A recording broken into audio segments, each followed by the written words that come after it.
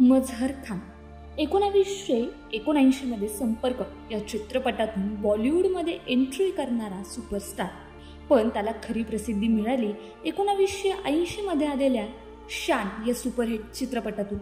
नाम अब्दुल है मेरा या एका गाण्यातून छोट्या पण प्रभावी भूमिकेमुळे मझहर सगळ्यांच्या लक्षात राहील। यानंतर आंधी तूफान, गुलामी, शिवा का इंसाफ, बिंदिया चमकेगी, धर्म और कानून अशी अनेक चित्रपटाची मालिका त्यांच्या सुरू झाली।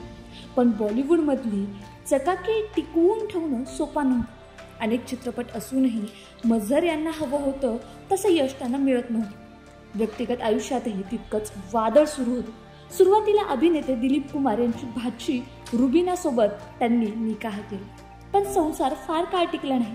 तणाव, वाद आणि शेवटी ताटातूट अशा व्यवस्थेत त्यांच्या आयुष्यात आली ग्लॅमर वर्ल्डची चमकणारी स्टार अर्थात जिन्नत अमान।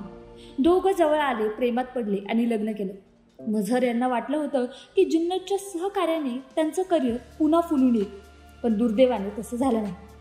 लग्नाच्या काही दिवसानंतरच वाद सुरू झाले। मीडिया रिपोर्टनुसार मझहर जिन्नतवर हात सुद्धा उचलत होता। शेवटी जिन्नत अमान आपल्या मुलाला घेऊन वेगळ्या ठिकाणी राहायला गेली। दरम्यान मझहर खान यांना वेदनाशामक गोळ्यांचं व्यसन जडत गेलं।